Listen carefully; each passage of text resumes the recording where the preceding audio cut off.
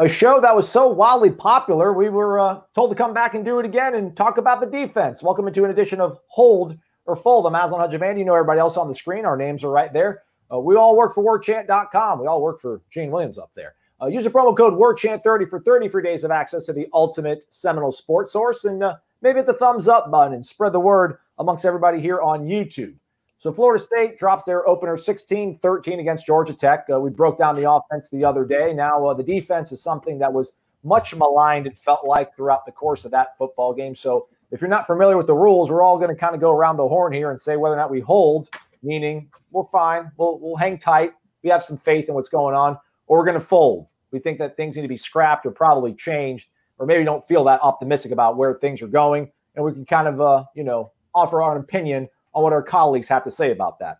With that said, Corey won the toss and elected to receive, so he will start us off. Defensive ends, Corey Clark. Pass rush. Man, that's a really important part of playing defense in 2020. Where do you stand with the defensive ends? Do you hold or do you fold?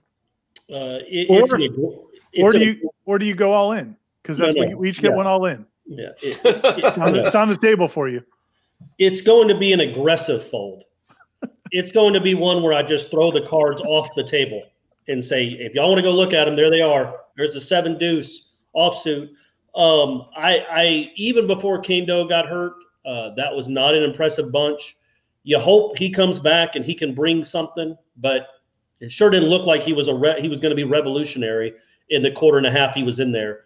And Janarius Robinson graded out the worst of anybody on the team that played a snap on defense. And that didn't look like a fluke. Like, he did nothing out there as a senior. I think he might be a 5th-year senior, but he's at least a senior who's played a lot of football and looked completely, inept. Like, just didn't do anything. Griffiths intrigues me a little bit, but other than that, nothing made me feel good at all, not only about the weeks ahead, but even the years ahead at that position, unless they bring in a world of talent. But Quashon Fuller, he played a lot more than they wanted him to, but he wasn't very good. There was nothing redeeming about their play at all on Saturday, which went right in line with what we've seen the last year and a half. Ira, defensive ends, hold or fold? Yeah, I'm going to fold also. I think, you'd like to think that Kaindoh is going to be what they talked about in preseason camp. We had a very small sample of that. And I do think that early on in that game, they were a little bit cautious with the pass rush because of Jeff Sims' mobility. So I'd like to have seen how it played out over the course of a game. If he comes back and is strong, then maybe we revisit this. But yeah, I mean, Janarius Robinson didn't give much at all. And then the backups were okay. I mean, Deontay Williams, the Baylor transfer, came in and played like 10 snaps, showed a little bit of a burst. Griffith showed a little bit, and Derek McClendon showed a little bit. But it's hard to see a whole lot of pass rush coming out of that group. And they also lost contain on a couple of those big runs that led to Georgia Tech's touchdown, the rushing touchdown they had. So, yeah, I'm going to fold on the defensive ends. Come on now. Give us some optimism, Gene. You're gonna hold, you're going to fold on defensive end. Well, the pot's there. 2 guys have folded already, so I think I can clean up on this one and just collect those chips. Now I'm going to hold because there's one reason, and hopefully he's coming back. We seem to get pretty positive signs like Josh Kaindoh might be back for the Miami game. Heck, the guy broke the rock. We heard so much positivity about this guy. As Ira said, it's a really small sample size. He has to be pretty darn good. He just needs to be an above-average defensive end, and I think this position can be fine with as good as the interior should be. So I have a little bit more faith. I need to see more sample size. I need to see a healthy Josh Kaindoh before I'm going to fold on this group. So I'm still holding out some hope. He's calling your big blind, Aslan. Or he may have actually raised your big blind a little bit. So you got to decide if you're calling or folding. Man, I'm going to go ahead and try to pull up some data on my side here. I'm going to pull up the grade. Sorry, Gene. I had to do it. Had to go up and pull the analytics. Pass rush is that column there, kind of towards the right side of the screen. 2 guys in green. You want to be in green. That's not a lot. I'm going to fold. I collect the pot. Yes. Yeah, you can enjoy the pot. It's got a bunch of lira in it or whatever. I don't know how much you're going to be able to spend that money wherever you go these days, but Yeah, I mean, ultimately, Josh Kaindoh, even in limited time, did not see anything remotely that sort of measured up to what we heard in preseason camp. You got freshmen behind him. Robinson is who he is. It's going to be interesting to see how this team is going to be able to develop a pass rush with defensive ends that probably won't be able to bring it. Let's stay on the front four. Let's move to the interior. I mean, golly, the expectations maybe not even anywhere near sky high for this group as anybody else on the program. Ira, where do you stand when it comes to defensive tackles? You holding or you folding? I'm going to hold the defensive tackles. They did not play very well. It wasn't what you wanted from that group. It's supposed to be the best group on the team. And Mike Norvell even said, I think on Tuesday or Wednesday, he said, look, that's supposed to be the strength of our team. It needs to be. So, they're being challenged this week. And, I don't think that they were totally inept. It's not like they got stoned.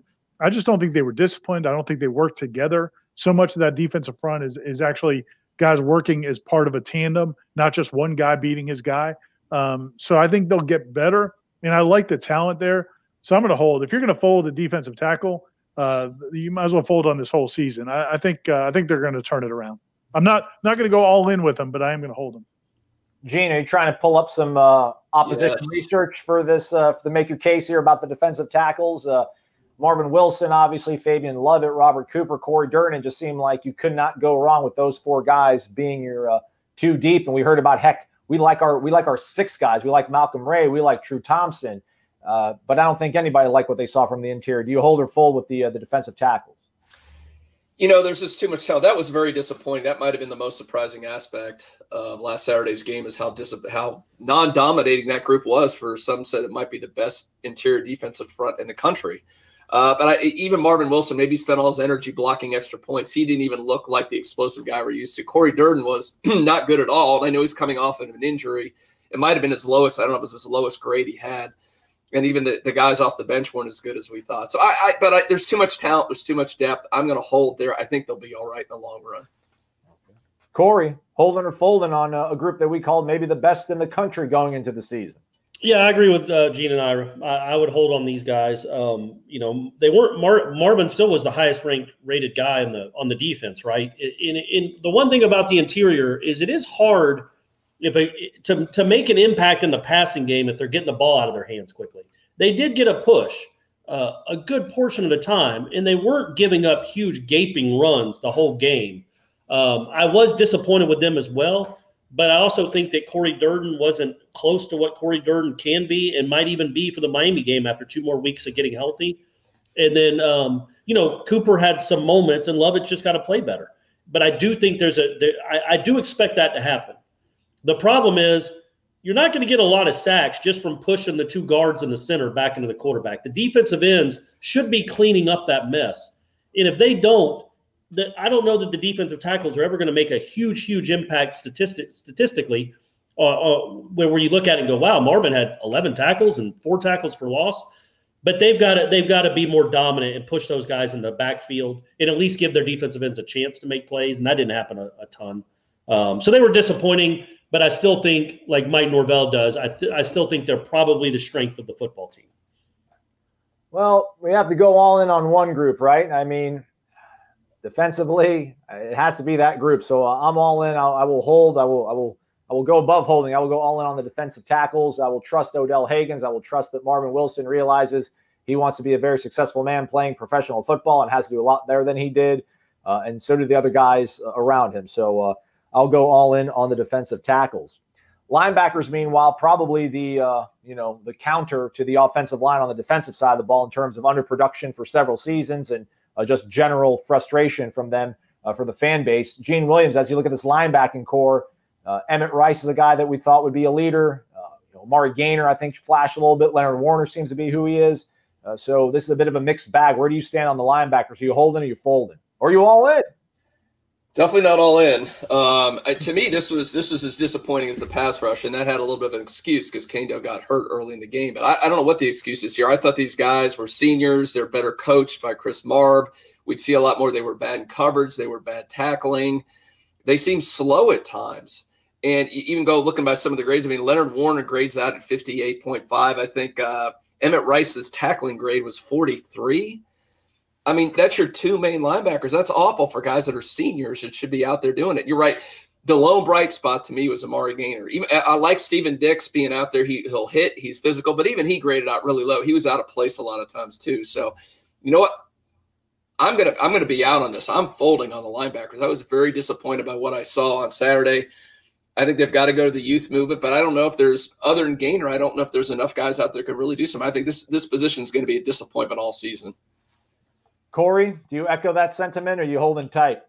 No, yeah, I'll fold too. I did like what Gaynor did. I didn't realize he only played 46 snaps, and he still put up the numbers he put up with 10 tackles and I think a couple tackles for loss and half a sack. I mean, he was impressive. He's almost enough to make you hold, but the other two positions were just average to woeful, and we've seen too much of that the last few years. So there was nothing on Saturday other than I like some things I saw from Steven Dix, and I think Steven Dix will be playing a lot. But even that, it's a true freshman that's going to make a lot of glaring mistakes because he's a true freshman. There wasn't anything else I saw on Saturday other than Amari Gaynor that made me think this is going to be any different than what we've seen the last few years with this linebacking core. He had a nice game. He has some potential. I think Dix has some potential. Everybody else has got to prove it, man. Nobody did anything really that impressed me at all. And since I'm just going as history as the indicator, I'm going to go ahead and fold that group. Yeah, I almost folded out of position. I almost folded before it even got to me. Yeah. I agree with everything you say. The one thing I would say about Gaynor, though, he must have had a disciplinary issue or something because Kalen DeLoach played those first couple series, I think, before Gaynor got in there. And then he, played kind of inspired football for one guy on the defense. But, yeah, you'd like to hope they've got some young guys at linebacker that are going to play well. But when Jaleel McRae got in, I didn't see a whole lot from him. Kalen DeLoach didn't show a whole lot. So, I don't know. I do think they're going to be better coached. I think this is a much better linebacker coach than Chris Marv than what Raymond Woody last year. But the talent may just not be there overall. So I'm going to fold that group and let Aslan take the pot if he wants to hold him. Nah, I'm good, man. I'm gonna follow the smart guys on this one. I'm gonna fold as well too. Just I guess on the bright side, just if Emmett Rice makes that catch and it's a pick six, I mean, we're probably talking about hey, look how good the linebackers are. And I know that's crazy to say one single play could change your whole outlook on it, but yeah, adding everything up. I mean, Leonard Warner and Emmett Rice, they are kind of who they are, and Steven Dix seems to be a bit of an intriguing prospect, but I think it's largely because Leonard Warner just seems so underwhelming once again. So I will hold. And I'm sorry, not to pile on to Emmett Rice, but that tackling grade Gene mentioned, he did have, 3 or 4 plays where he's flying in like a missile, and he could have made some big plays, but just completely whiffed. They weren't just missed tackles in traffic, just kind of bounced off somebody. Just in open field, just completely didn't break down. Terrible fundamentals. If he gets that fixed, there, though, it's good that he's there. Yeah, no, you're right. I'm not being smart aleck when I say that. It's good that he's trying to make plays and he's reading it to make the plays. You just got to finish it. And maybe it's first game jitters. Maybe it's they didn't tackle much in the preseason. Maybe the quarterback's pretty tough to deal with getting on the ground. But at least he's trying. At least he's in there to make plays. The next step, it does great if you're a center fielder if you run towards the ball and are right there to catch it. But if it keeps popping out of your glove, eventually you're not going to be playing on the field anymore. And that's what Emmett Rice has to change. He keep getting there, but eventually start making some plays too. Yeah, I think, first week we can maybe explain it away. We'll see if it becomes a pattern once Miami sort of lines up across from them. All right, moving now to the back end of the defense, the defensive backs. This was a group that we thought had immense depth and talent, really. So it'd probably be crazy for me here to sit here and say fold, but I think you're all going to say hold. So let me be the contrarian. I'll say fold just because for as bad as the pass rush was, as bad as Jeff Sims looked at times, man, Jeff Sims also was throwing to wide open guys by and large. And I know coverage and pressure work hand in hand together, Coach Norvell. I promise I know that. But none of it was working. And just because you guys can't get to the quarterback doesn't mean guys should be wide open after 3 seconds. These weren't a lot of – this wasn't 6 seconds of Sims running circles in the backfield and finding somebody wide open once things broke down. It was stuff working on time for them. It wasn't even so much quick throws. It was stuff downfield, 15-plus yards, chunk plays that made me feel really, really disheartened with the way the defensive backs play. So I'm going to fold on the DBs. Where do you stand on that one, Corey? I guess I'm all in on the DBs. especially that you folded. I feel like I eliminated you from the table. Now I'm just hoping these guys aren't holding kings. Asante was really good. And I think not having Miko Dotson is a big deal. Hopefully he'll be back. That's a guy that, I don't know, I could be completely wrong. I just don't think he gives up a touchdown that easily like Jarian Jones did. I thought Jarian had 3 jarring plays in the wrong sense. The non-block on what should have been a pick 6, the letting a guy get loose on a crossing route for a 22-yard gain on 3rd and 16, which, it'd also be nice if somebody else was over on that side of the field. And then the touchdown he gave up where he just basically flailed as he ran out of the end zone and the guy's standing there all by himself. Those weren't good at all. Other than that, the corners I thought played really solidly. And again, I'll go back to the wide receiver argument where it's hard to judge wide receivers if they don't have a good quarterback. It's hard to judge DBs if they have a bad pass rush. And when you're not getting home at all, everybody's going to be open after 5 or 6 seconds. That's just how it works. So I would like to see just an average pass rush. I think these DBs are good. I also, when Hampsa comes back, I think that's a big, big lift. I mean, that's an NFL player coming back into the fold. No pun intended. Coming back into the hold. I guess coming back into the all-in. So either way, I thought Renardo Green had some moments at times, and I think Travis Jay is just going to keep getting better and better. So I'm all in with that group. I'm with Corey, though. I'm going all in on the defensive backfields. Again, like I said, with the interior, they're too deep. There's too much talent. Corey mentioned Hampsa coming back. Travis Jay's first start, he was okay, but I think he's going to get better and better and better as he goes. And then you bring Miko Dotson back. We saw Asante Samuel play really well in the game, good cover corner there. Jaden Lars didn't exactly grade out overall well, but he was very good in coverage when he was called upon. I just like a lot of the guys there, so I really think they're going to be solid all season. Well, I'm all in too. I think the thing with the secondary, I don't necessarily agree with Corey about the lack of pass rush because I actually agree more with Aslan on this one. So a lot of those passes were quick throws where they just gave too much space, both in man and zone. I know a lot of the fans were mad about the zone coverage. FSU hasn't been able to play zone defense since Jeremy Pruitt left. But even in man coverage, they give too much space. They just have to be more aggressive. They can do it. I just think they just, whether it's what they're being told to do or whether or not they were being apprehensive, they just have to be much more get glued to their men and be a little bit more aggressive, be a little more handsy. I'm all in with the defensive backs. I think they'll add some of these guys back, as you guys mentioned. I think they'll get better as the year goes on. There we go. Very, very measured messages from the experts here on the FSU beat. We'll do this again tomorrow. We'll do the coaches, every single one of them, hold or fold. Handing out pink slip. No, we could do special teams. Let's limit it to that. I think we'll all go all in on that. Yeah, I'm all in on special teams. Those teams look good, look sharp. All right, Florida State off this weekend, obviously, but plenty going on over at warchant.com, your ultimate Seminole sports source. Gene's also got that quarterback breakdown he mentioned the other day with kind of how Florida State got to this point. Podcast will be forthcoming next week as well. It's almost Miami week. So thanks for tuning in. For Gene, Ira, and Corey, I'm Aslan. See you over on warchant.com, your ultimate Seminole sports source.